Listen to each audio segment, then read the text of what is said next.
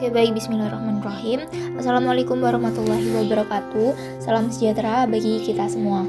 Nah, hari ini saya akan menjelaskan tentang tugas keamanan sistem informasi saya mengenai sniffing pada GNS3. Nah, sebelum masuk ke dalam materi nih, izinkan saya untuk berterima kasih kepada Bapak Agus Prihanto STMkom yang telah berkenan mendampingi kita semua selama 1 semester ke depan.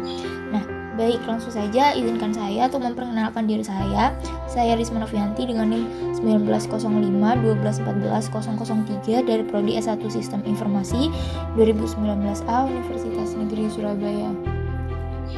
Nah, baik, kita masuk ke dalam materi. Yang pertama yaitu mengenai pengertian sniffing. Nah, sniffing ini apa sih? Nah, sniffing adalah tindakan kejahatan penyadapan yang dilakukan menggunakan jaringan internet dengan tujuan utamanya untuk mengambil data dan informasi sensitif secara ilegal ataupun secara tidak sah dari komputer korban. Nah, cara sniffing di sini, cara kerjanya yaitu ketika Anda terhubung ke dalam jaringan, lalu yang bersifat publik. Nah, saat Anda melakukan proses transfer data dari klien server dan sebaliknya. Jadi, apabila nanti kalian terhubung ke dalam jaringan yang bersifat publik dan kalian mengirimkan suatu data ke klien server. Nah, disitulah para sniper bisa mendeteksi data-data kalian.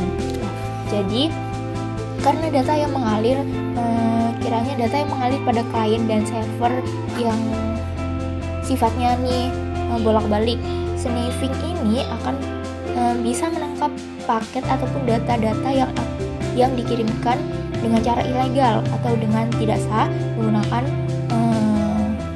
tool pembantu. Nah, jadi si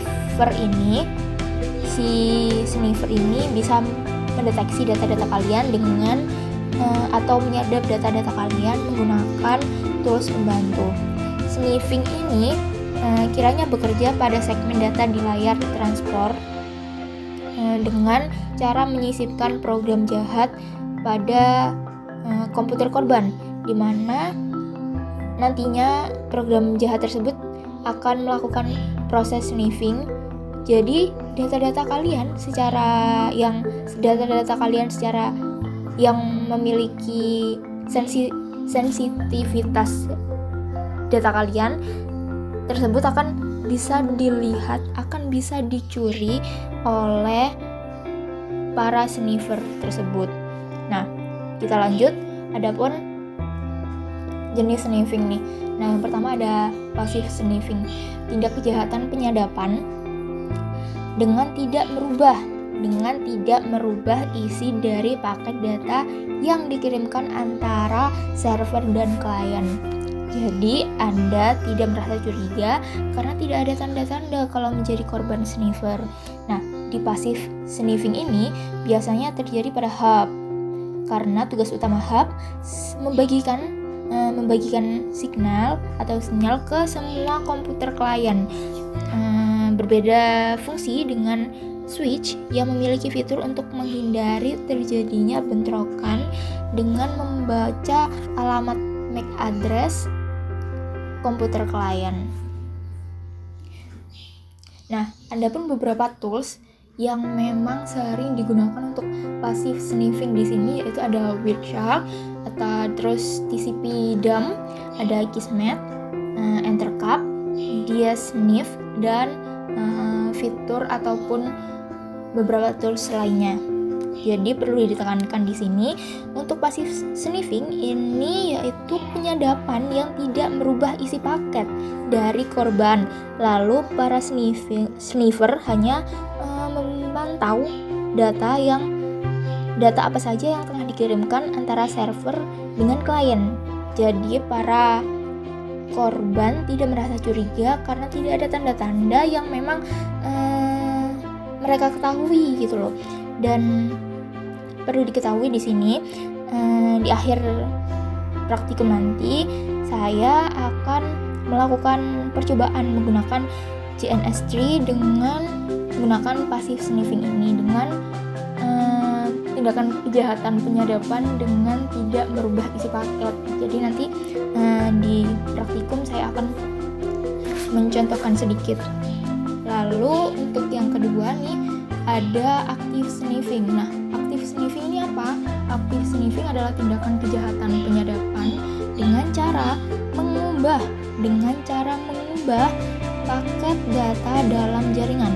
Nah, tindakan active sniffing yang paling sering dilakukan adalah ARP poisoning atau man in the middle attack atau MITM.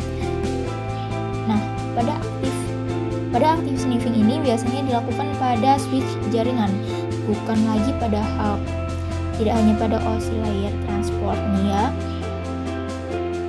Sniffing ternyata bisa dilakukan pada layar application dan layar fisikal. Untuk sniffing sendiri, bagian layar fisikal biasanya dilakukan dengan cara menyadap jaringan saluran komunikasi secara ilegal. Jadi untuk active sniffing di sini terjadi ketika sniffer melakukan penyadapan dengan mengubah isi data dan jaringan. Jadi mungkin kemungkinan besar mempunyai dua opsi. Bisa korban mendeteksi tersebut bahwasanya ada perubahan ataupun ada yang menyadap data mereka. Bisa saja dengan si korban tidak mengetahui bahwasanya data mereka telah disadap dan telah diganti. Nah, sniffer juga bisa menggunakan aplikasi atau tools pembantu agar para korban tidak mengetahui kegiatan mereka secara ilegal tersebut. Nah, di sini ada pun cara kerja sniffing. Nah, cara kerja sniffing di sini ada pun yang pertama nih ada 4, yaitu yang pertama collection, cara kerja di mana merubah interface dan mulai mengumpulkan semua paket data yang melalui jaringan yang sedang diawasi. Lalu yang kedua nih conversion. Nah, di conversion di sini adalah dengan merubah data yang sudah di collection berbentuk binary ke dalam data yang lebih mudah dipahami. Lalu yang ketiga ada analisis, di mana analisis di sini yaitu data yang sudah dikonversi ke dalam blok-blok protokol berdasarkan sumber transisi data. Lalu yang terakhir pengambilan data nih. Cara kerja yang terakhir, setelah semua dilakukan, hacker akan mengambil data tersebut. Nah, baik, langsung saja ke praktikum sniffing di GNS3 menggunakan jenis sniffing yang pasif sniffing. Oke, tetap simak di videonya. Nah, baik, kita lanjut ke praktikum sniffing menggunakan GNS3. Kita set dulu di new project, kita sini. Dan sudah, kita lanjut ke ini. Kita butuh 2 PC, 1. Kita tunggu. Skenario ini menggunakan 2 PC di satu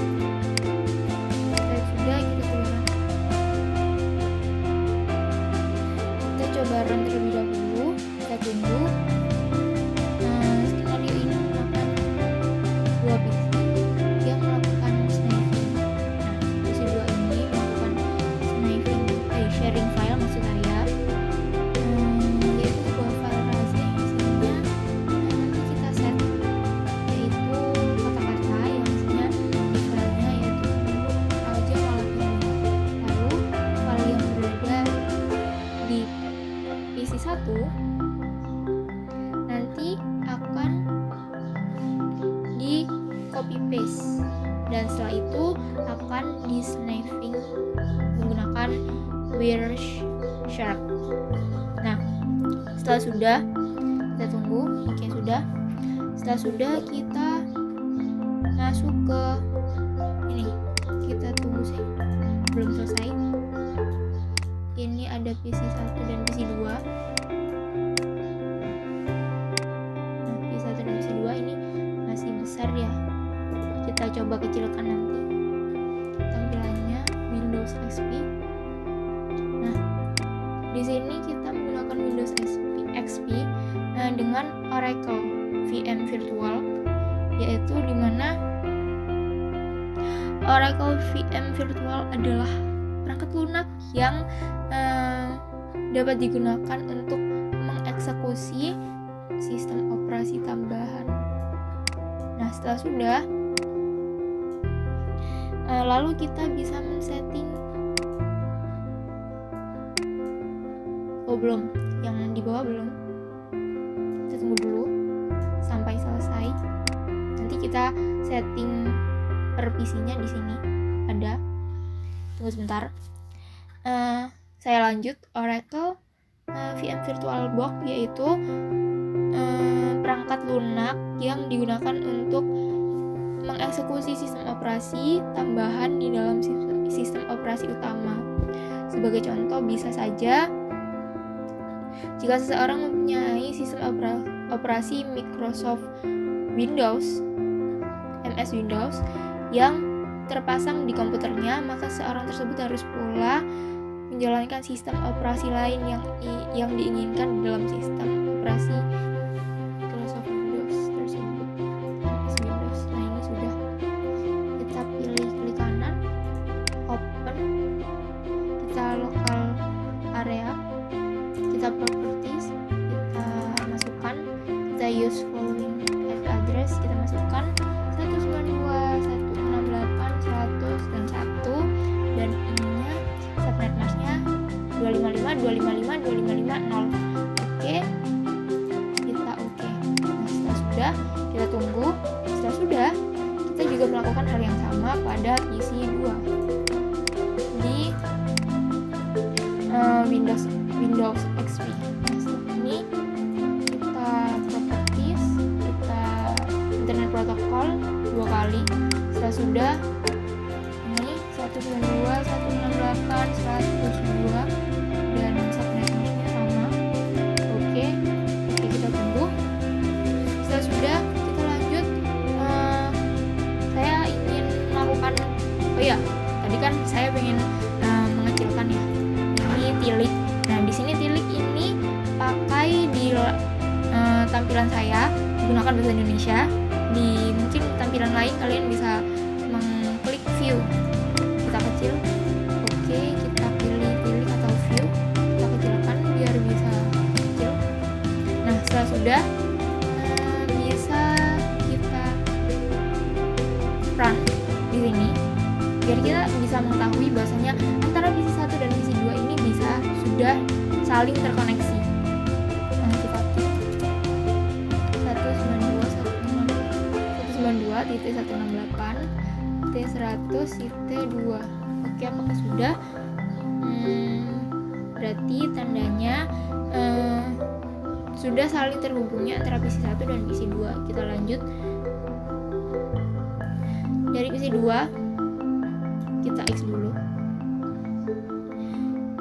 Kita lanjut ingin mengetes skenario mengirimkan data dari PC 2 ke PC 1. Tandanya kita di PC 2, kita Windows. Nah, setelah di Windows ini kita buka folder baru, klik kanan, new folder. Nah, ini kita set tes. Nah, di sini tes dan kita masuk ke tesnya. Setelah itu kita view, kita klik kanan, lalu kita new, kita pilih teks ini, kita namain bola rahasia mas saya. Nah, ini, setelah sudah rahasia, kita masukkan format kata-katanya, yaitu Gunung Raja malam ini. Setelah sudah, kita save file, save as. Oke, setelah sudah kita paste. Kita coba lihat lagi. Oke, sudah. Setelah sudah, Setelah sudah, pada folder teks, klik kanan sharing. Saya ingin sharingkan file teks ini pada PC 2. Sharing security, kita sharing this folder, permission, oke. Setelah itu sebentar, kita pilih oke. Nah, setelah sudah, ini tandanya. Nah, setelah sudah, kita coba run di PC 1. Nah, run di PC 1 ini tandanya agar tersampaikan atau kita bisa mengambil pesan rahasia yang berada dari PC 2 menuju ke PC 1 dengan cara kita masukkan backslice ya, backslice 192 168 100 dengan IP addressnya dari PC 2 di Windows XP 2. Oke, setelah sudah kita oke. Nah, setelah sudah kita buka PC 1. Nah, sudah kan? Nah, ini hasil ini adalah file teks yang berada di PC 2 dan sudah maksudnya sudah tertransferkan file rahasianya. Kita buka folder kan, kita pilih teks, lalu teks rahasia ini nanti kita akan melakukan copy paste. Namun kembali dulu ke DNS-nya.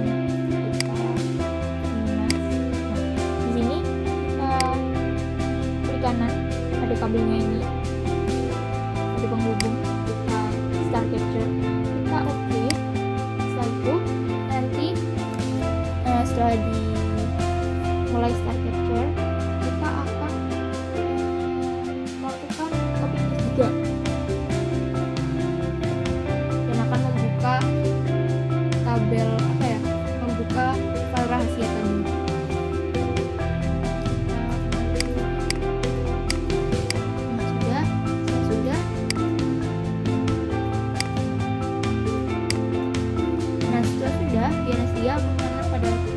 Setelah sudah, kita isi 1, buka teks rahasianya. Nah, sudah kan? Nah, setelah sudah, kita copy ini dari 112, kita copy.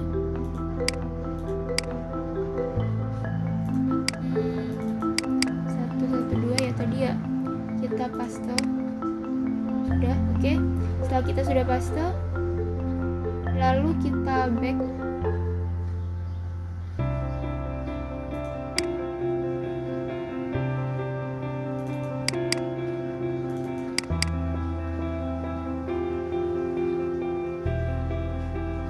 Paste folder, kita stop capture.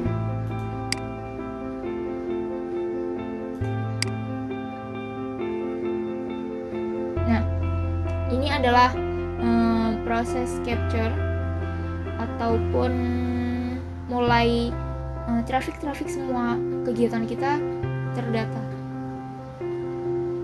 Nah, setelah sudah,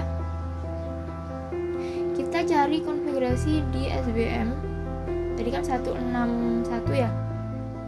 Dari 161 ini kita ke bawah, kita pilih yang SBM, protokolnya SBM dengan sebelahnya ini infonya ini read.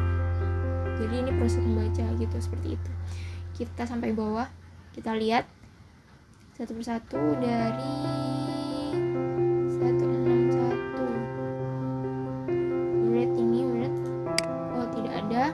Kita lanjut SBM di read. Ini coba nggak ada. Coba ini. Kita terus sampai ke bawah. Nah, ini bunuh raja malam ini. Jadi semua kegiatan yang sudah dilakukan oleh kedua PC tadi udah di snifing. Begitulah kira-kira cara kerja dari snifing atau penyadapan. Dan hal seperti ini seperti praktikum di atas, yaitu kelemahan yang tidak dilengkapi oleh kriptografi saat mentransfer data, sehingga data-data yang kalian perbuat bisa diawasi dan bisa di-snifing atau disadap pada GNS3 serta dibantu oleh White Shark. Nah, sekian praktikum dari saya menggunakan dengan praktikum snifing dengan menggunakan GNS3 dan White Shark. Kurang lebihnya saya mohon maaf. Wassalamualaikum warahmatullahi wabarakatuh.